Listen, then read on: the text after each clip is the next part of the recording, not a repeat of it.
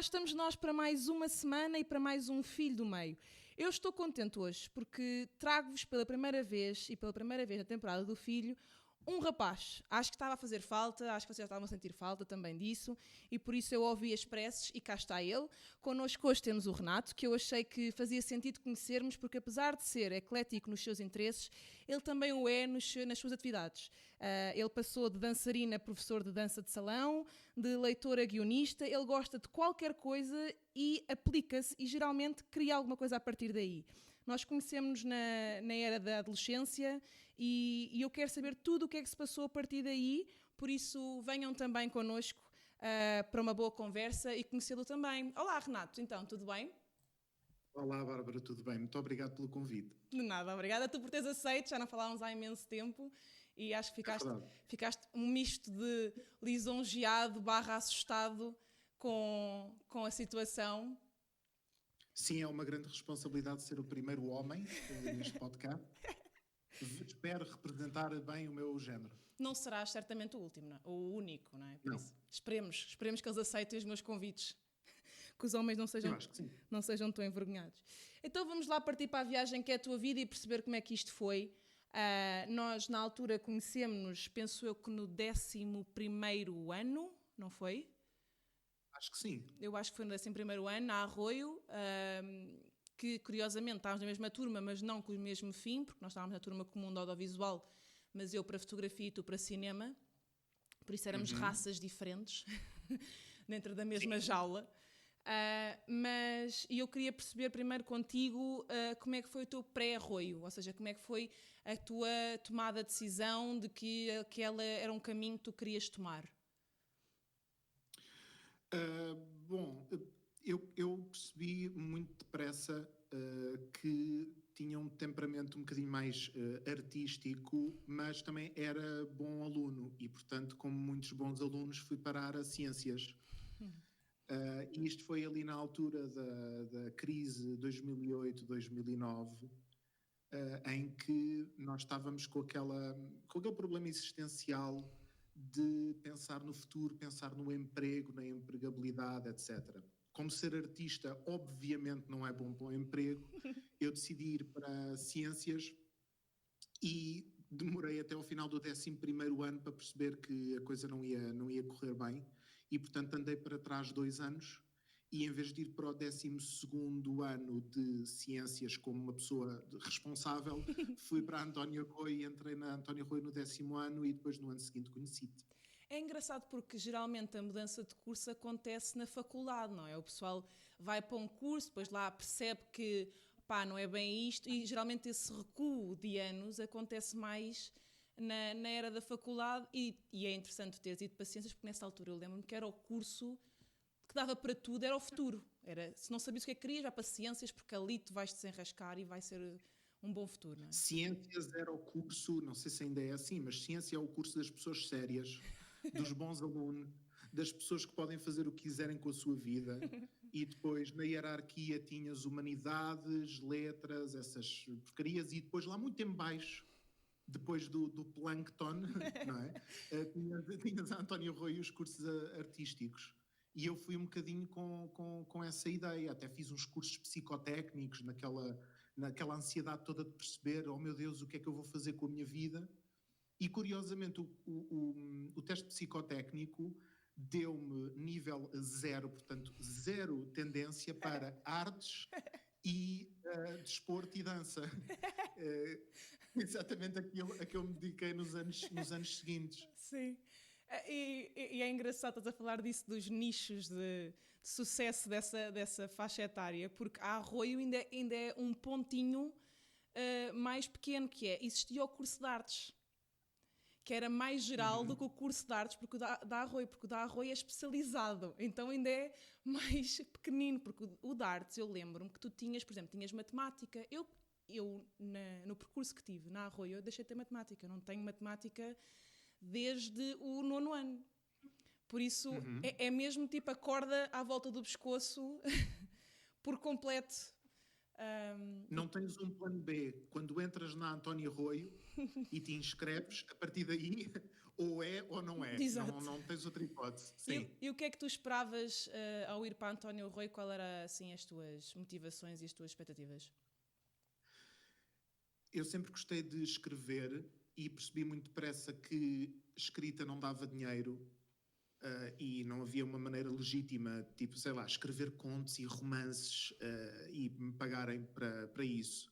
Mas depois vi um filme de um guionista que eu gosto muito, que é o Charlie Kaufman. É um filme chamado Adaptation, com o Nicolas Cage, em que ele faz de argumentista que está a tentar escrever um guião e não consegue. E eu, quando vi quando vi o Nicolas Cage com falta de cabelo, gordo, a sofrer por não conseguir escrever, eu pensei, afinal há uma profissão boa para mim, eu quero ser a pessoa que escreve filmes e que escreve séries. E portanto eu fui para António Arroio com a ideia de ganhar bases de conhecimento, bases artísticas, para depois ir para a escola de cinema. Então tu nunca quiseste... Sem saber que se calhar não precisaria assim tanto de 3 anos na António Arroio para ir para a escola de cinema, mas foi positivo, foi bom, claro. Então nunca que pensaste no cinema como aquela coisa da sétima arte, mais autoral, era sempre mais uma componente mais comercial que gostavas? Não, era na componente de encontrar a ponte entre a escrita e a escrita de argumento, que é exige aqui uma pequena introdução, digamos, teórica. Quando tu estás a escrever um guião ou um argumento, tu não estás a escrever um texto que vai ser lido por outras pessoas. Tu estás a escrever uma história que depois será interpretada por um realizador e será interpretada por um diretor de fotografia e por atores e etc. Yeah. E aquilo que me interessava era esse processo. Eu gostava de cinema, gostava de escrever e, portanto, era como naqueles diagramas em que tu tens um espaço que é a sobreposição de dois círculos, sabes? Sim. Pensei, isto é perfeito para mim. Yeah. Mas não tinha qualquer... nem ia com a mania da sétima arte, nem ia com a mania de eu quero escrever comédias românticas e filmes de ação. Queria escrever para cinema só. Ok. E agora, eu faço aqui uma ponte que eu estou muito entusiasmada em falar sobre isto, porque tem uma coisa que é uma paixão minha, nunca vivida, assim, aquela coisa platónica, que tu efetivamente viveste durante uma boa fase da tua vida, que era em paralelo com esta tua decisão de ir para Arroio, de começar então o teu percurso artístico, tu entraste no mundo da dança, por assim dizer, um bocadinho assim, sem querer, não foi? O que aconteceu é que, na altura, a minha namorada tinha o sonho de fazer danças de salão. E eu, que tinha excesso de peso e era muito mau em desporto e não gostava nada de dança, pensei, tenho que ir para as danças de salão com ela para a impressionar, porque é isso que um rapaz de 17 anos faz quando está apaixonado. Então lá fui eu e os primeiros meses foram um pesadelo absoluto, mas depois ganhei-lhe o gosto e depois já não queria outra coisa. Eu lembro-me que fazia muito parte da tua vida, era tipo... eu lembro-me que era uma atividade que tu levas bué a sério. Na altura, quando nós nos conhecemos, tu já começaste também a dar aulas e a ser assim, uma coisa muito presente. Sim, até porque eu tenho sempre a tendência de levar muito a sério as coisas porque me interesso, e então quando me interessei por danças de salão eu era o mesmo gajo que passava os fins de semana a ver as competições internacionais e a ver 30 vezes o mesmo vídeo e a estudar como é que determinados pares faziam o passo e ler os livros de teoria e estudar toda a geometria da coisa. E entrei numa espécie de turbilhão teórico e prático de dança, que era bom porque eu tinha um pensamento muito científico na altura, não é? Vindo das matemáticas e da física, e portanto descobri na dança uma maneira de aplicar esse meu temperamento e fazendo desporto e fazendo uma coisa que me obrigava a ter algum tipo de expressão artística ou expressão corporal, e que era um grande desafio para um puto que gostava de escrever e que gostava de estar fechadinho no seu quarto muito introspectivo, portanto foi uma lição a vários níveis. E depois, de facto, comecei a dar aulas, a ganhar o meu dinheirinho, consegui pagar as propinas da escola de cinema, depois da António Rui, com os dinheirinhos que fazia a dar aulas de danças de salão, às reformadas e aos casais de meia-idade, e a cirurgiões, e a bombeiros, e a canalizadores, e a professores. E depois, entretanto, ficou pelo caminho, mas foi uma coisa ali importante na minha vida, sim. Fazias uma boa carta de conhecimentos, tipo malta bué diferente. Uma boa rede. Sim, era muito estranho porque as pessoas entravam e tu perguntavas: olá, como é que se chama? Chama-me assim e tal coisa. Então o que é que faz? Eu sou, sei lá, astrofísico. E depois não conseguiam perceber que quando tu dizes pé direito para a frente, eles chutavam o pé esquerdo para trás, estás a ver? Era um exercício de modéstia e de comunicação e de ligação entre as pessoas muito, muito significativo.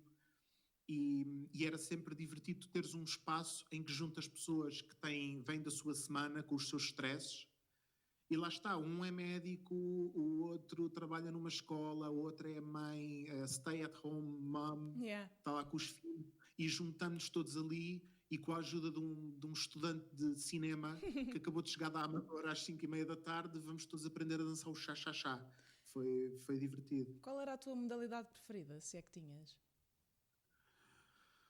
Isso é muito complicado. Isso é muito complicado. Porque nas danças de salão há 10 danças, 5 clássicas, 5 latinas. Eu tinha mais jeito para as clássicas, que é uma coisa muito típica nos homens, porque as clássicas são mais tábua. As latinas são um bocadinho mais orgânicas e um bocadinho mais fluídas. Sim, sim. A cucaracha às vezes não era fácil não era fácil ensinar os senhores de 50 e tal anos com uma grande barriga a fazer um 8 com as ancas. Foi isso que me pagou a faculdade, lá está, que é interessante. A minha favorita, eu devo admitir que era o samba. O samba era muito fixe. O samba era muito divertido de dançar, sim. Que giro. Opa, eu acho... Vão googlar samba, ballroom dancing e espero que compreendam porquê. Então, e como é que era essa interação com pessoas já tão diferentes, de idades tão diferentes? Ou seja, tu tinhas o teu dia e depois naquele dia específico, aquela hora, era quase como se fosse uma nova fase, tipo uma segunda vida, não é? Tipo, tinhas aquele... De repente, sou professor, é uma figura de algum... respeito, aquela coisa do professor, e de repente temos pessoas de 50 anos quase como criancinhas, pé direito, pé esquerdo, tipo aquela vulnerabilidade. Como é que foi toda a adaptação e a tua interação, e o que é que tiraste disso para ti? Eu gosto disso da vida secreta, porque parece que eu sou uma espécie de Bruce Wayne do cinema e da dança. Tipo, à noite ele transforma-se num bailarino de chá-chá-chá. Gosto. Se nunca falasses disso, era um bocado...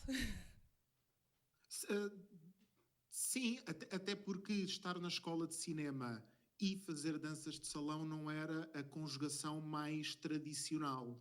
Eu não tinha propriamente outras pessoas que dissessem sim, percebo perfeitamente, Renata. Aliás, um dos momentos muito humilhantes que me aconteceu na escola de cinema foi, eu tinha que ensaiar uma coreografia para um sarau final de uns alunos, e quando dei por mim, o diretor do departamento de cinema estava no outro lado do corredor a ver-me, extremamente confuso, tipo, porque é que está um gajo à hora do almoço a comer uma maçã de espanado e a fazer movimentos com as ancas no meio da escola de cinema.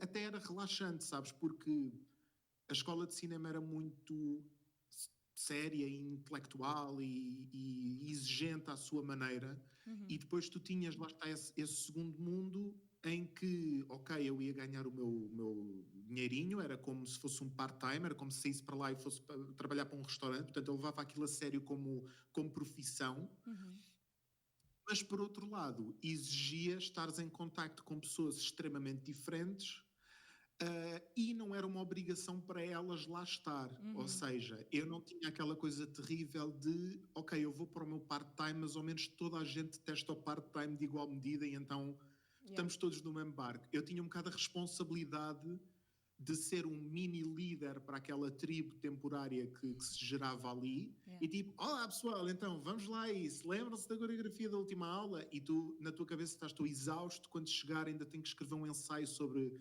estética no cinema documental, mas para já tenho que ensinar o passo doble, Yeah. e isso nem sempre era fácil, mas foi uma maneira bastante descontraída e divertida também de treinar aquilo, como eu disse há bocadinho. Eu era um gajo um bocado introspectivo, e de repente estás perante aquela gente toda que olham para ti como, tu disseste, um líder, não é? Sim, talvez. Eu não diria que era uma questão de liderança, era mais uma questão de mentoria. Sim. E quando tu és um rapaz um bocado introspectivo e um bocado ansioso em relação às suas próprias capacidades, estares numa situação em que és tu o mentor de outras pessoas muito mais velhas e muito mais sábias e muitas outras coisas, é uma inversão interessante da convenção. Yeah. E, portanto, sim, fez-me um bem danado ter de dia a escola de cinema e à noite este outro universo paralelo. Yeah, eu acho que, para além de outras qualidades que tu tenhas, isso foi uma coisa que eu me identifiquei muito contigo na altura, e acho que foi uma das coisas que me fez ganhar mais interesse também em conhecer-te e também em conviver um bocadinho contigo, porque eu sempre adorei dança. Eu, quando era miúda, tipo, no meu 7º ano, andei num grupo de hip-hop, e aquilo para mim era a vida, e foi o pior castigo que a minha mãe me deu por ter tido uma má nota, foi não poder ir a participar naquele campeonato tipo de cidadezinhas em que havia aquela amostra. Isso é grave. Isso é grave. Minha mãe tipo, não vais. Pronto, então eu sempre tive aquele bichinho, mas eu, entretanto, não era tanto hip-hop, obviamente. Eu queria mesmo ter seguido dança contemporânea, e acho que, não sei se algum dia falámos sobre isto, mas eu gostava muito. E até hoje, por uma questão de horários, por uma questão disto, por uma questão daquilo, ou quando tens tempo não tens dinheiro, quando tens dinheiro não tens tempo. E então sempre foi uma coisa que eu não gostei. Eu cheguei a ir a fazer uma aula tua, não sei se tu te lembras, a Alvalade. Lembro muito bem, sim. Yeah. Por isso eu sempre tive esse interesse, e era uma coisa que de certa forma nos unia um bocado, e tínhamos um tema, um assunto para falar. E eu não queria deixar... Que nessa aula quem mandava lá era eu, e tu é que estavas numa posição complicada de repente este meu colega da Antónia Arroio vai-me pôr a dançar e vai dançar comigo e etc. Eu acho que tive o tempo todo com o sangue na cara, tipo, devia estar tipo bué da corada, porque era a única que não... Estavas ótima. Estavas mesmo com cara de quem queria ali estar, mas estava um bocadinho envergonhada em relação à possibilidade de se expor e de mexer as ancas e de não sei o quê. Porque ficas bué vulnerável, é uma cena que eu acho. E ainda por cima, a dança a dois, por isso é que eu sempre gostei mais da dança contemporânea, porque é uma coisa que, tipo, mete emoção, tu contas quase uma história com o movimento e com a expressão física, mas a dança a dois, tipo, tens que te entregar ao outro, o outro tem que te conduzir, há toque, há esses movimentos que a pessoa se sente sempre um bocadinho intimidada a fazer com o outro. Por isso eu tinha esse estigma todo, e depois nessa altura também tinha aqueles problemas todos com a minha aparência, pois também não era a pessoa mais confiante da vida, mas eu acho que isso é que eu acho interessante em ti, que não se vê muitos rapazes a fazer essa prática, ou pelo menos nessa idade.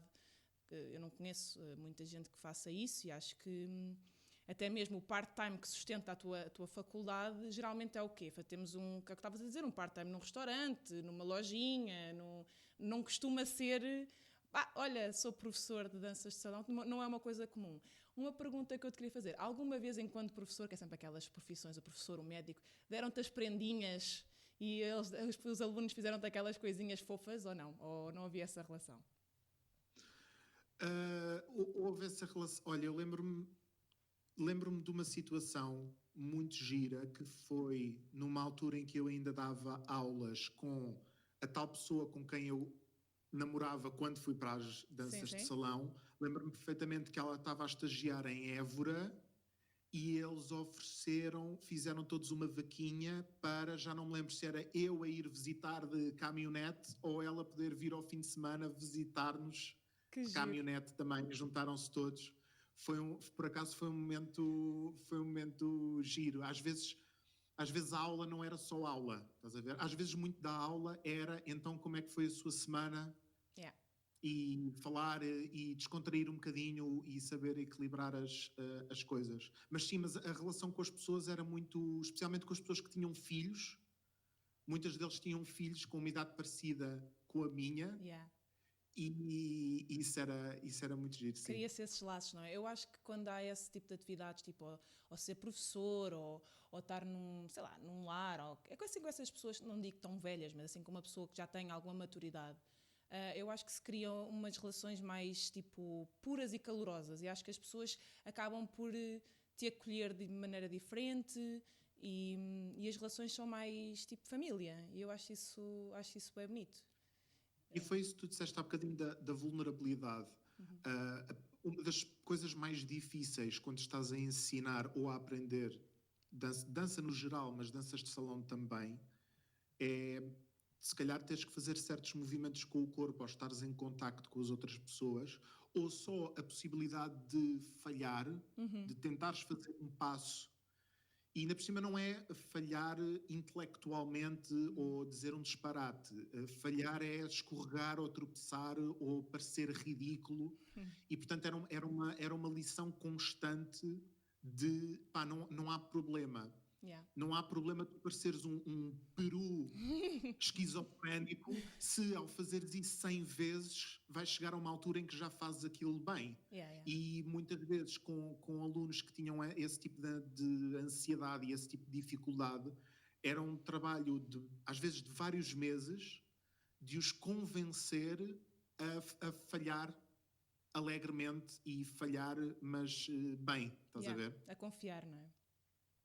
Sim, sim. Não, nem era confiar em mim como professor.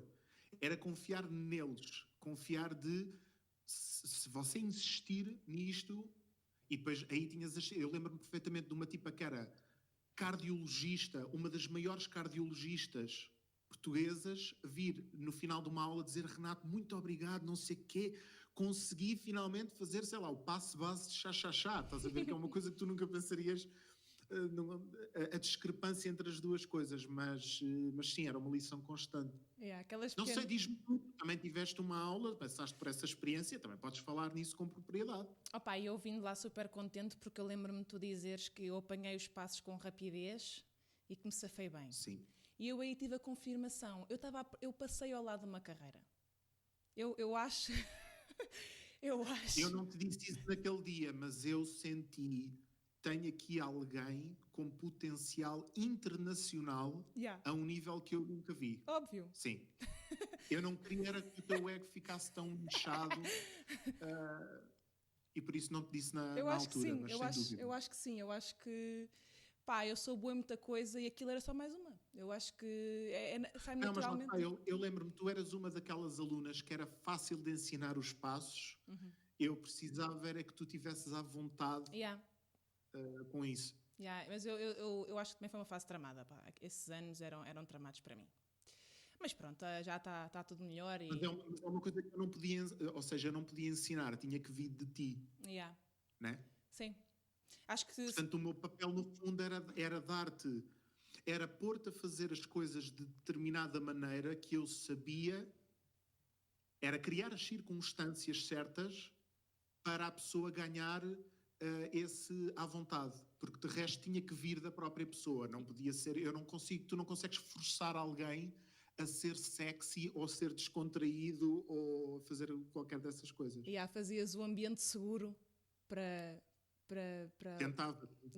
Eu por acaso eu lembro-me que foi muito agir ver o contraste, porque eu tinha aquela ideia do Renato da escola, não é? Tipo, que se vê todos os dias de segunda a sexta e que está a andar era a única pessoa que estava a andar na escola e não olhava para o chão, porque estava sempre a ler, a andar. Sempre, sempre, sempre. O Renato é aquela pessoa que, se eu fizesse uma BD dele, a personagem dele era de casaco preto, uma mochila e um livro na mão. Eras tu, a andar, a correr, parado, sempre era esta a minha imagem. E entretanto vejo-te ali todo: olá malta, vamos lá, vai para o lado, 3 para a frente, não sei o quê. Foi assim um contraste de...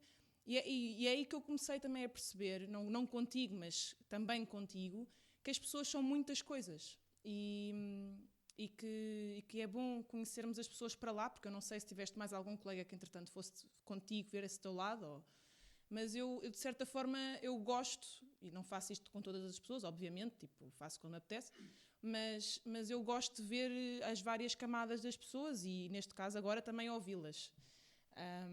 E acho que agora podemos, com este meu elogio grande, Muito obrigado. passar para a próxima fase da tua vida. Tu estavas a falar então que enquanto davas estas aulas que estudavas na Escola Superior de Cinema, não é? Escola Superior de Teatro e Cinema na Amadora. É um edifício amarelo que ainda lá está. Graças a Deus. E conta-me, porque aquilo para se entrar é complicado, não é? Tem assim um processo de seleção difícil. Sim. E como é que foi para ti? Eu não diria que é um processo de seleção difícil. Eu diria que é um processo de seleção que faz sentido, não só no contexto da escola, como se calhar faria sentido aplicar até noutros cursos e noutras realidades. Eu acho que aquilo está na mesma, mas pronto, tudo o que eu disser a partir de agora sobre a escola de cinema tem a ver com os anos em que eu lá estive, porque é quando conhecia melhor a escola. Havia uma semana de seminários em que nós conhecíamos os professores e tínhamos um contacto direto com os conteúdos das várias áreas artísticas e técnicas, e depois havia a prestação de 3 provas, transposição visual, montagem, e havia outra coisa qualquer, um ensaio, acho que tínhamos que escrever sobre som e sobre uma sequência fílmica e não sei o quê. E depois havia uma entrevista, e todos estes aspectos, em conjugação com as tuas notas de secundário, exames, etc., eram tidas em consideração para fazer um ranking dos alunos, e depois entravam os 30 ou 25, ou lá o que era, que tivessem melhor classificação. E, portanto, era uma... Claro que depois este processo terá por si só algumas deficiências, não é um processo perfeito, mas eu acho que é melhor do que simplesmente abrires as candidaturas e aceitares qualquer pessoa, não só para a escola, mas também para o aluno, porque o aluno assim fica a conhecer um bocadinho aquilo que vai descobrir lá dentro, e portanto tu podias perfeitamente fazer o seminário, fazer as provas e depois desistir, porque percebias que a escola não era o ideal para ti. Portanto, nesse sentido, a entrada na escola era exigente, mas também permitia filtrar as pessoas que de facto tinham temperamento para aquilo e queriam aquele tipo de trabalho. E como é que foi a tua experiência? Gostaste do curso? Identificaste? Percebeste que era aquilo que tu querias? Como é que foi o processo? Olha, infelizmente não. Eu olho com muita inveja para as pessoas que tiveram períodos académicos na sua vida muito bons, não é? Tipo, eu fui estudar e foi espetacular, porque encontrei imensas pessoas que pensavam como eu.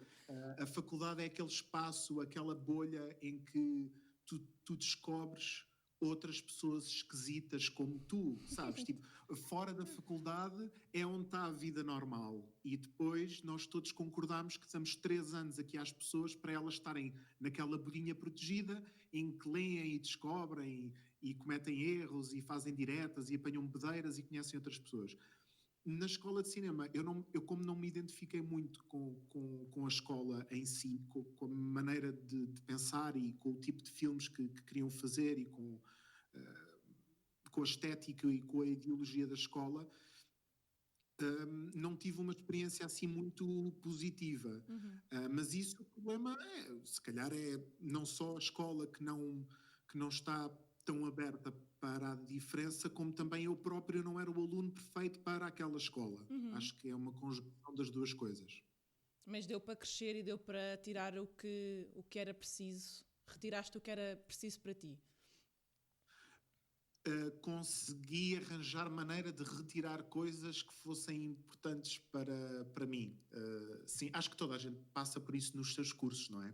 Percebe que há professores ou disciplinas que se calhar Exato.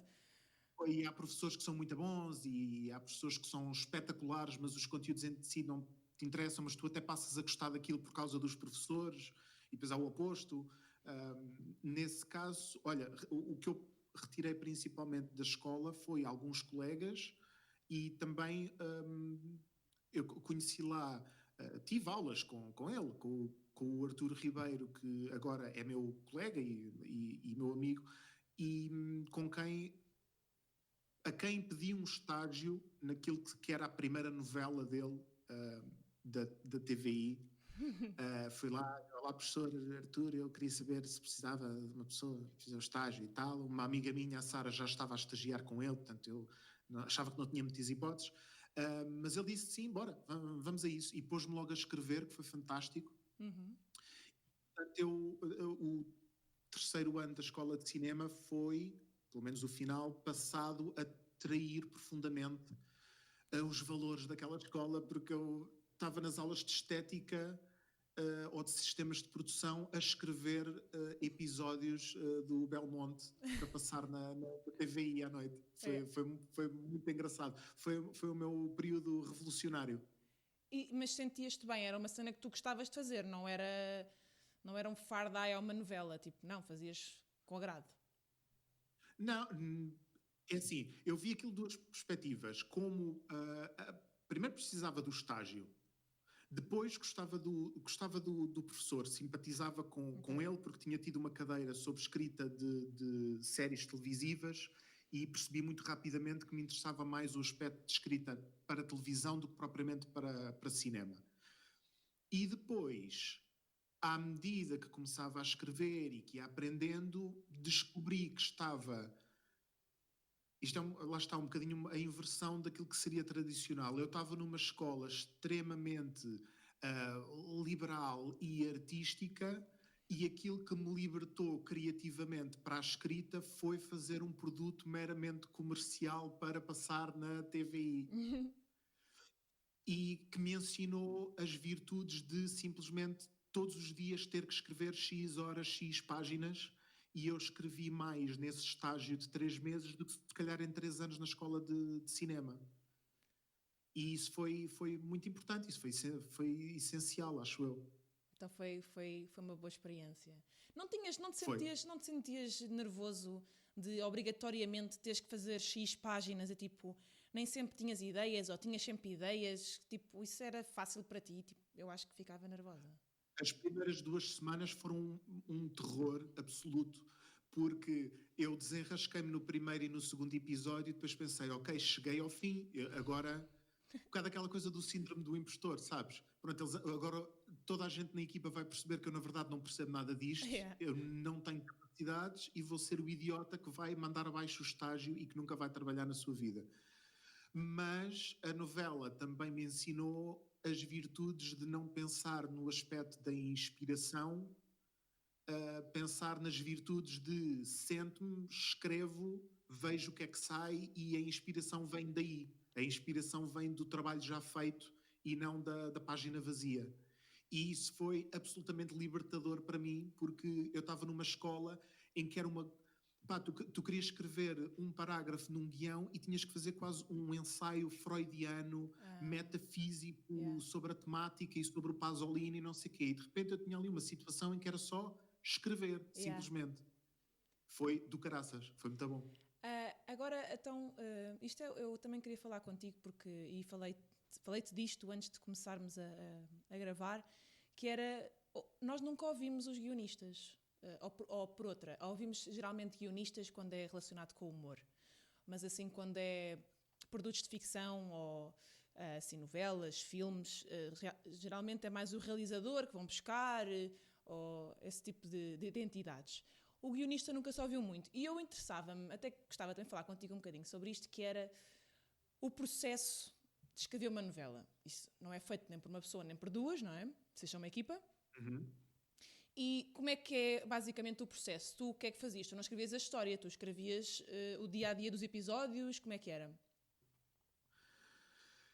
É assim, isto é uma daquelas perguntas que se tu falares com 10 guionistas com 10 currículos diferentes, eles vão-te dar 10 respostas diferentes. Okay. Porque dependendo do autor, dependendo do canal, dependendo da produtora, dependendo de estares a falar com alguém que trabalhou em 2005 ou em 2020, o processo vai ser um bocadinho diferente. Okay.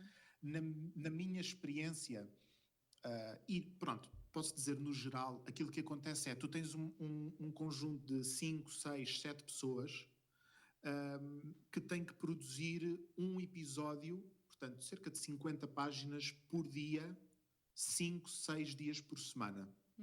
E isto, uma novela demora, portanto, 9, 10 meses a escrever. E tens que subdividir as tarefas dessa escrita pela equipa, de forma a conseguires manter esse grau de produtividade que é de uma violência extrema, não é? E, portanto, aqui um pequeno parênteses, quando tu ouves as pessoas gozarem com a qualidade das telenovelas, com a qualidade dos diálogos, etc., eu até percebo, visto de fora. Mas muitas dessas pessoas tentassem, sei lá, imagina, pedes a um músico para ele te compor 30 minutos de música por dia durante 10 meses, eu acredito que de vez em quando vão sair coisas muito fracas e muito banais, e é mesmo muito complicado. E, portanto, a maneira da equipa com que eu costumo trabalhar, a maneira como nós funcionamos, e no geral tu tens um autor, o autor sozinho ou com a ajuda dos outros guionistas inventa a história, cria a história, e depois os guionistas todos os dias recebem um documento que é a grelha ou a escaleta, que tem basicamente cena 3, o João e a Maria estão em casa, o João diz que a Maria está muito bonita e a Maria manda ao João ir dar uma curva porque ainda está chateada com ele por o que aconteceu no episódio anterior. E o teu trabalho como guionista, 90% do tempo, é transformares essa grelha ou escaleta numa cena passível de ser filmada e interpretada por atores e por realizadores e etc. E, portanto, o teu grau de criatividade e de liberdade está limitado ao autor, que te pode dar mais ou menos liberdade, está limitado ao género em que estás a trabalhar, está limitado ao horário em que estás a trabalhar, está limitado ao canal e aos temas, está limitado a se tens marcas ou não presentes em determinada cena. Às vezes está limitado aos atores, porque tu sabes que há atores que conseguem fazer qualquer coisa que tu lhes dês e outros que se calhar é melhor puxá-los numa direção do que noutra. Dentro destas limitações todas, ok, tens umas horas, Bárbara, tens 8 cenas para escrever, dá-lhe, e é todos os dias nisso. Eu acho que também às vezes também é um bocadinho quase injusto, porque imagina, mesmo que tu escrevas um bom diálogo, se tiveres um ator que não o saiba dizer da melhor maneira, de repente destrói-te o trabalho todo. Às vezes é o tom, a expressividade. Eu já às vezes, tipo, nas nossas novelas, vemos um mau autor. Ele está a ter uma conversa completamente normal. Nem sequer é se é boa, se é má. É uma conversa normal. Chegou a casa, olá mãe, bom dia. A mãe fala alguma coisa do trabalho e ele fala uma coisa da escola. Até pode ser uma coisa até interessante, com conteúdo. Mas se o miúdo despejar o texto, tipo com a cara em poker face, perdes logo ali o poder todo do diálogo que tu possas ter criado. Estás a ver? Às vezes seria melhor se eles fizessem isso tudo com poker face. Às vezes o problema é o oposto. Às vezes tu escreves bom dia e eles fazem bom dia. E tu, calma rapaz, é só um bom dia. O que interessa na cena vem depois. Mas atenção, para os atores também isto é extremamente violento. Portanto, ser um excelente ator em telenovelas também tem que se lhe diga. E às vezes há a tendência de comparar. Imagina, tu vês o Diogo Infante em novela e vês o Diogo Infante no teatro. Pronto. O Diogo Infante é objetivamente um excelente ator. Eu acho que ele mesmo em novela é um excelente ator. Mas uma coisa é tu teres uma peça de 2 horas que ensaias durante 3 meses e outra coisa é teres essas 2 horas gravadas numa manhã de muitas manhãs de trabalho ao longo de 6 meses. É uma realidade completamente diferente. E eu gostava que as pessoas tivessem isso em consideração, porque acho que é muito fácil debater nas novelas, especialmente na comunidade artística do cinema, do teatro, os atores, etc. É muito fácil, a telenovela é a prima gorda de buço que toda a gente lhe pode dar uma tareia, toda a gente na dúvida goza com a telenovela, mas depois fazer, e é muito mais complicado. Tu tens a oportunidade ou tiveste a oportunidade de conhecer depois o resto da equipa, tipo equipa técnica, estás nessa zona ou ficas sempre fechada em casa? Por assim dizer. Depende. Há equipas que trabalham todas juntas e perto dessa realidade. Nós, por acaso, a equipa com quem eu costumo trabalhar, trabalha muito cada um em sua casa, às vezes cada um no seu país. Conhecer os técnicos e os atores seria ideal, não é estritamente necessário, mas também te digo que se calhar se nós pudéssemos ter certas conversas com... Se bem que o autor da novela geralmente faz todo esse trabalho, não é? Não somos depois nós guionistas que também temos essa oportunidade, senão tudo na novela era um ensaio para começar a fazer a novela, não é? Porque isto mexe com centenas de pessoas. Mas às vezes ajuda a saberes pelo menos que ator é que vai desempenhar determinado papel. Dou-te um exemplo muito simples. Se um ator é muito bom com cenas em que ele não tem que dizer coisas, em que ele faz com um olhar ou com uma atitude ou com a linguagem corporal, eu sei que há certas coisas que eu não tenho que escrever e que posso deixar em subtexto que ele vai topar e que vai fazer. Há outros atores que são ótimos de cuspir monólogos e tu sabes que podes escrever 7 ou 8 linhas em que ele está podre de bêbado e o gajo vai fazer o melhor bêbado possível e imaginário. Depende das circunstâncias. Mas não tens convivência com ele necessariamente, ou seja, vocês são um bocadinho aquela malta que eles não veem. O trabalho aparece feito. Não, até é muito divertido ir, por exemplo, ou aos lançamentos ou às festas de final de produção, porque ainda por cima eu que sou ótimo em festas, tu pões-me numa festa e eu sou a alma da festa, então lá estou com o meu copinho de refrigerante morno a olhar em volta e os atores tipo, olá, eu escrevo para ti há 10 meses. Eu convivo contigo, de certa maneira, há 10 meses e eles, exato. Bom trabalho, excelente texto. Depois é sempre o melhor texto possível e imaginário, não é? Nunca ninguém se vira para ti a dizer, olha, esta não vos correu muito bem. Claro. É sempre uma coisa absolutamente linda e revolucionária. Então, isso é uma experiência interessante, é olhar para os atores e os atores olham para ti e tipo, quem é aquele gajo? E eu percebo, porque eles não te conhecem de lado nenhum. Claro. Mas olha, agora uma pergunta que se calhar tu não sabes responder, mas que eu tenho que te fazer, porque é uma pergunta que eu tenho tipo, na minha cabeça há montes de tempo e todos os portugueses já pensaram isto, porque nós também consumimos, nisto de falar de telenovelas, consumimos também as telenovelas brasileiras e vemos outro tipo de trabalhos, pronto, e eu acho que o nosso acaba sempre um bocadinho, já fomos experimentando outras coisas, a RTP1 nisso é mais experimental, mas assim os canais SIC e TVI vão sempre buscar muito aquela receita da quinta e do monte e a ruralidade e a família abastada e a filha que não conhecia o pai e de repente é uma das herdeiras e pronto, há sempre esta receita de poder / o pobre e muito, muito património imóvel. Sim. A irmã muito perdida em África, o pequeno almoço com o sumo de laranja. Exato, explica-me isso. Porquê que insistimos ainda no pequeno almoço com o bolo que ninguém come? Porquê é que elas fazem a lida de casa de saltos altos? E porquê é que há sempre uma quinta? Porquê é que isto acontece? Sabes? É assim, em relação à quinta, eu posso teorizar. Em relação ao pequeno almoço, que eu sei que é uma questão polémica e as pessoas levantam muitas vezes, eu não tenho uma resposta para isso.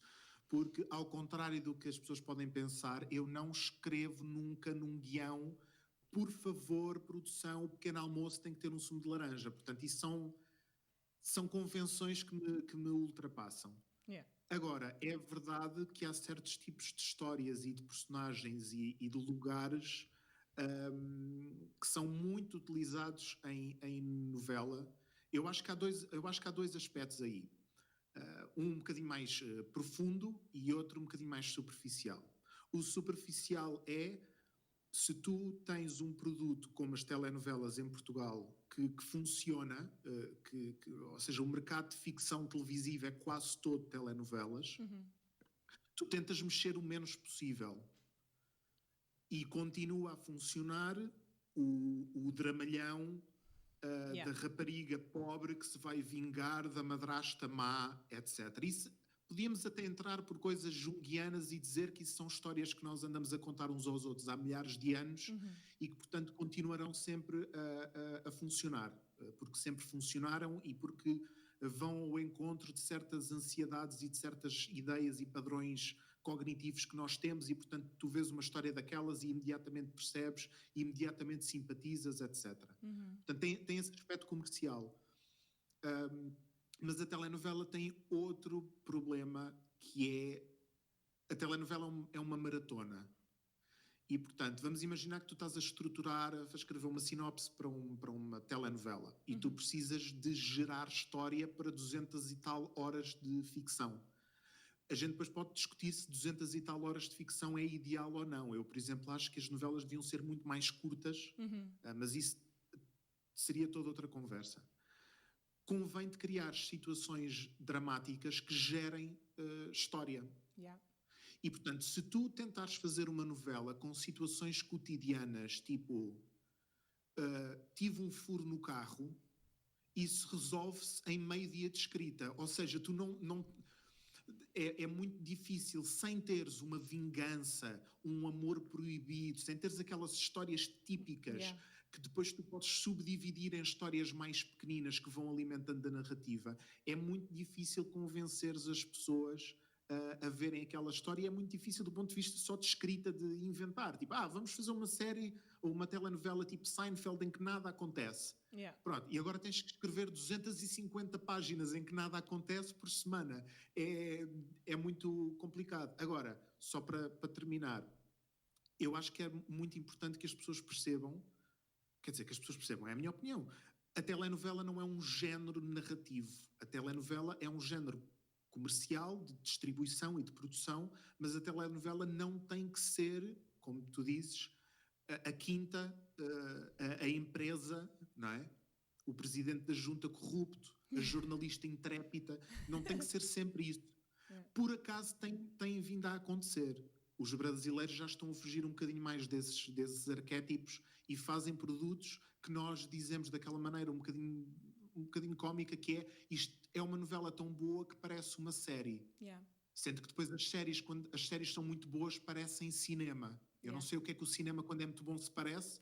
Há de se parecer outra arte qualquer, mas nós hierarquizamos as coisas assim. Há telenovelas brasileiras tão boas que parecem séries. Não é um género narrativo e, portanto, eu acho perfeitamente possível, dentro do género, dentro do formato telenovela, fazeres uma história sem a quinta e sem o pequeno almoço e sem esses lugares comuns. Ao menos há esperança. É possível. Eu acho que sim. Então... Agora, também outra coisa, que é, desculpa, que ajuda a responder à tua pergunta. Não, as pessoas acham que sim, mas nós não nos fechamos todos numa sala secreta, no interior de um vulcão, a definir a estupidificação do povo português. Se as pessoas não virem determinados conteúdos, os conteúdos são mudados. Claro. Tu tiveste um exemplo muito engraçado há relativamente pouco tempo, que foi com uma novela chamada Golpe de Sorte, protagonizada por uma senhora, não me lembro do nome da atriz, infelizmente, mas é um personagem de meia-idade que começa como empregada doméstica, ou lá o que é, e que enriquece e tal. Aqui há uns anos seria Maria impensável... João. Exatamente, Maria João Abreu. Exatamente. Pronto, é uma novela extremamente positiva e bem-humorada, com uma protagonista de meia-idade, que geralmente era um tipo de personagens que estavam renegados para plotos secundários, porque, como toda a gente sabe, nunca ninguém iria querer ver uma novela protagonizada por uma senhora de meia-idade, que não é gira, não é boa, não dá para vender da mesma maneira. E, no entanto, foi o que aconteceu. Portanto, o próprio público ajudaria a definir novas direções. Não somos só nós que definimos isso. Sim, eu também acho que o Brasil tem vindo a abrir essas portas, e uma coisa que eu acho giro nas novelas brasileiras, eu já não vejo há algum tempo, mas quando eu via mais regularmente, é que, ou seja, há uma história principal, mas depois mesmo os personagens secundários também têm as próprias histórias, e nós vamos acompanhando todas as histórias ao mesmo tempo, e torna-se mais quase vida real. E isso também tens cá, atenção. Sim, está a começar a vir. Nós também estamos eu sinto uma grande evolução também, não posso só falar mal. E isso estás a dizer da revolução do golpe de sorte, também já tem vindo a ser preparado, tenho vindo a assistir na RTP1 com Berais, com séries pequeninas que eles fazem, que havia uma que eu não lembro do nome, que eram 3 amigos, que eram 3 velhotes na aldeia, e era basicamente as peripécias deles. Pronto, tem vindo a haver esse esforço por parte da RTP1, um bocadinho primeiro do que na SIC, mas que eu acho que é um esforço que é válido e acho que é também de louvar um bocado. Agora, entretanto, voltando aqui um bocadinho a ti, tiveste essa primeira experiência de 3 meses, gostaste, sentiste motivado, te correu bem. Entretanto, como é que foi a seguir? Fizeste mais? Quais foram os próximos passos? Fiz, entretanto tive uns meses, que foi a minha primeira experiência, que acontece muitas vezes a todos os artistas, que é, passam 6 meses e o telefone não toca, que é sempre uma sensação absolutamente maravilhosa. E eu tive logo isso ao sair da escola de cinema e pensei, acabou, pá, foi muito agir, fiz um estágio numa novela, foi divertidíssimo, e agora pronto, agora vou à minha vida normal, vou arranjar um emprego, com a camisa engomada na noite anterior, 9 às 5, etc. Mas felizmente consegui, ou com a mesma equipa ou com equipas diferentes, ir participando noutros projetos televisivos. Depois dei outros saltos, fiz conteúdos televisivos, por exemplo, para a história da gastronomia portuguesa, em que escrevi o guião, mas de uma série documental, de um episódio de uma série documental sobre história e gastronomia, que são 2 áreas nas quais eu sou um especialista extraordinário. Foste estudar? Neste momento, sobre a gastronomia portuguesa do século XVII, eu percebo bastante. Uau! Não do resto. Sim, foi muito divertido. Fiz castings para o Joker, para o quiz show da RTP, que ainda está a passar. Já fiz revisões de perguntas, já escrevi para publicações daquelas que saem com o jornal. Portanto, fui-me tentando subdividir em várias áreas de escrita diferentes, sempre com a ideia na cabeça de, ok, Renato, não tens um plano B, porque se tu tiveres um plano B, vai acontecer contigo o que acontece com todas as pessoas que têm plano B, que é, ups, tenho 68 anos, queria ter sido alpinista, mas agora, estás a ver? Yeah. Que não há nada de errado nisso, só que, o que é que eu quero dizer? Eu tinha uma grande sensação de ansiedade em relação à possibilidade disso me acontecer sem eu sequer me dar conta. Yeah. E, portanto, eu gosto de pensar que não há outro plano. Eu tenho que me manter o mais na minha área possível e só em último caso é que eu terei um trabalho de uma pessoa normal e crescida e responsável. Porque, de resto, vou continuar assim. Faz sentido? Sim, continuares puto. Acho que sim, acho que é o sonho. Estás a viver o sonho. É um bocadinho isso. Porque eu acho que...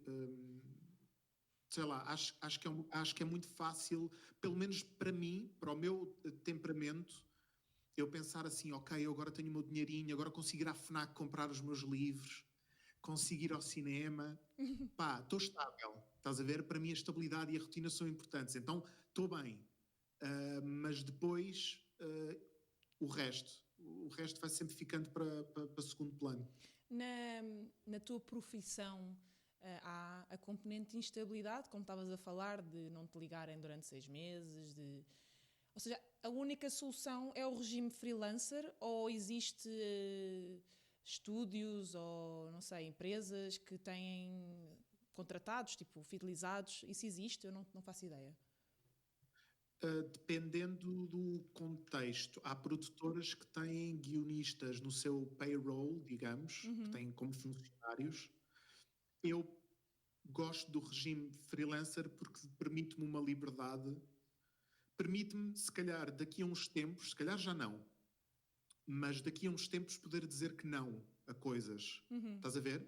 Eu tenho várias propostas e posso escolher, tenho o luxo de dizer eu posso escolher esta porque me interessa mais e não porque preciso, porque assinei um contrato ou porque o que quer que seja. Yeah. Que também tem os seus riscos. Mas se trabalhas em conteúdos para certos tipos de produções, se trabalhas como guionista de ficção em certas produtoras, aí sim podes ter um contrato normal, mas é muito típico o guionista português ter que se subdividir em outras 40 coisas Yeah. e fazer um bocadinho de tudo. Então, e olhando para trás, para tudo o que já fizeste, estás contente com o teu presente? Ou seja, estás feliz nas coisas que fazes? Ui, meu Deus. Não, o que eu quero... Estás feliz? Não, o que eu quero... Claro que, pronto, é uma pergunta um bocado vaga, mas a minha pergunta é, ok, tu estudaste, tinhas as tuas expectativas, tinhas as tuas aspirações, os teus desejos, aquele quase o sonho, o que é que eu quero fazer? Entretanto, foste percebendo a realidade da profissão, foste percebendo o dia-a-dia do que é, com essa estabilidade, com esses pontos e vírgulas que tu preferes, porque te dá essa liberdade para tu escolheres o que é que queres fazer, se queres ou não fazer. Ao dia de hoje, Renato, adulto, com esta experiência toda, estás satisfeito com o que é? Ou achas que... Sim. Sim, mas acontece aquela coisa típica de tu, quando resolves determinados problemas e avanças numa determinada decisão, numa determinada direção, depois abrem-se outras bolinhas de mau cheiro e tu apercebes, não, pera, o desafio não era este, na verdade tenho aqui outro desafio, ou seja, tu nunca chegas a um estatuto ou a um ponto em que dizes, epá, estou feliz e estou bem. Há sempre outra coisa, não é? Yeah. Que, portanto, mesmo um gajo que já tenha ganho, sei lá, o Oscar de melhor argumento original, está a pensar, ganda porcaria, quer dizer, eu agora tenho que escrever este filme e não sei como. Portanto, isso irrita-nos a nós que estamos aqui na aldeia a olhar para eles. Mas e eu também estou a falar como se tivesse aqui uma grande carreira, mas não tenho. O que eu acho que aconteceu é, agora que vou conseguindo fazer alguns trabalhos e já perdi o medo de aceitar certas coisas e de me meter em certas coisas e de lutar por aquilo que eu acho e de dar as minhas opiniões, e já passei aquela fase toda chata de será que Sim. eu vou dizer um grande disparate? Agora, se calhar as minhas preocupações são um bocadinho mais macro, no sentido de, ok, como é que eu continuarei a trabalhar? Será que é possível num sistema que nós temos atualmente, malta de 20 e tal anos não ficar até aos 50 a saltar as pedrinhas para não se molhar? Yeah.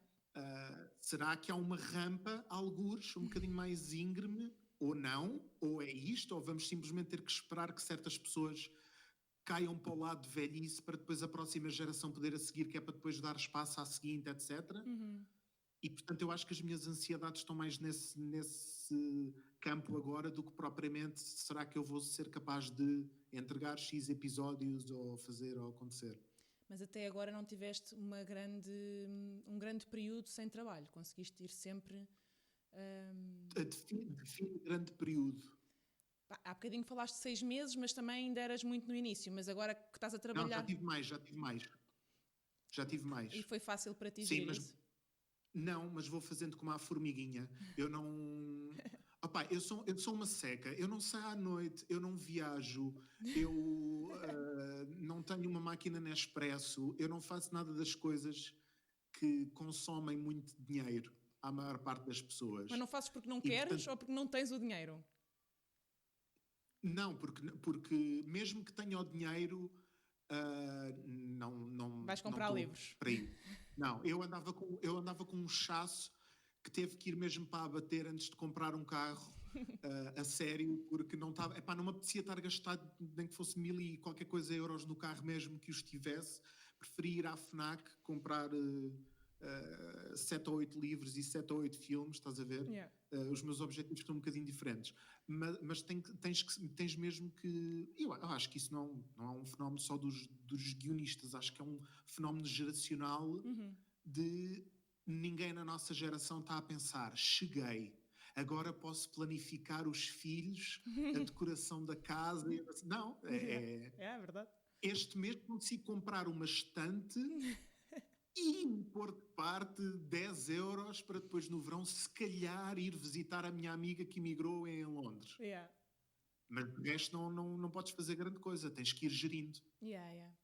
Olha, eu acho que foi uma boa conversa. Estou curiosa para este próximo momento, porque eu quando te pedi e quando peço a toda a gente que convido que me escolham um livro, ou um filme, ou uma música, ou algo que seja, tenha algum significado para vocês, eu estava curiosa contigo, porque tu lês, tipo, tu consomes livros e tens uma cultura de filmes que para lá da tua idade, eu acho que tu passas de quê? 2 ou 3 horas por dia a ver coisas, por isso. Não, por acaso não, já foi mais, já foi mais. Eu acho que dedico mais tempo a séries e a livros do que propriamente a cinema. A escola de cinema vacinou-me um bocadinho. Eu perdi um bocado a vontade de ver filmes, que é uma coisa um bocado trágica, Ok. mas aconteceu. E então Aconteceu. o que é que trouxeste para nós? O que é que escolheste? Então, tens que pedir tu e eu depois digo, Ah, é? ou não? Por mim, não Ou faz. como é que queres fazer? Eu, por mim, que livro é que escolheste para nós? Podemos lançar assim. Muito bem. O livro que eu escolhi para vós é de um autor português chamado Ricardo Adolfo. Hum. E o livro chama-se Misé, antes Galdéria do que normal e remediada. E é um livro que eu já li várias vezes. É dos poucos livros que efetivamente me fez chorar a rir, literalmente. Sim. Tentei lê-lo em público num café e não funcionou porque pus a rua toda a olhar para mim. Sim. É um autor relativamente conhecido em certos círculos, mas acho que não suficientemente conhecido, portanto gostaria de aproveitar esta pequena plataforma para pôr as pessoas a lê-lo. Ok. E é uma história muito gira, uma história de amor, digamos, entre a Misé, que prefere ser Galdéria do que normal e remediada, e o Palha, que é o seu namorado, que vende batatas fritas porta a porta e que vai ter que enfrentar um problema sério na sua vida, que eu não vou revelar qual é, porque é muito mais divertido se lermos. E este autor é muito bom, agora fora de brincadeiras, porque nós quando falamos da literatura portuguesa discutimos um bocadinho o que é um autor português, Uhum. na sensibilidade, no vocabulário, etc.